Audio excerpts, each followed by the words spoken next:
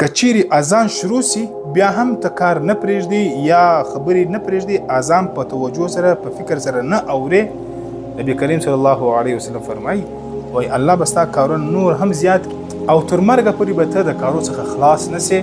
او کچیرې اذان شروع سي او د اذان شروع کېدلو سره سره چې کوم کار ته کوي هغه کار پر اغزي باندې پرېږدي یا خبرې کول بند کې، اذان په فکر سره واورې.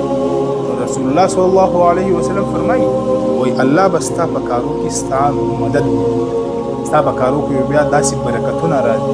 ګوره ستا په کارو کې بیا برکت راسي، ستا په ژوند کې بیا برکت راسي، ته به خوشحالي او اطمینان چې دی هغه ته حاصل شي. ګور دا زمانه قیامت ته قریب زمانه ده، په دې کې برکتونه بعض وخت ختم شوي دي، خو لیکن بعض برکتونه موږ د ژوند څخه په خپل لاس ایستلي دي. اوس ګوره رسول الله صلی الله علیه وسلم فرمایي چې کله یو څوک د لمانځه وروسته پر اغازي باندې ناست وي، چا سره خبره نه وي کړې یا ولاړ سوی نه وي، فرشتې د انسان لپاره دعاګانې کوي. فرشتې وایي الله دې د انسان مغفرت وکړه، د ده ګناه یې ورته معاف کړه.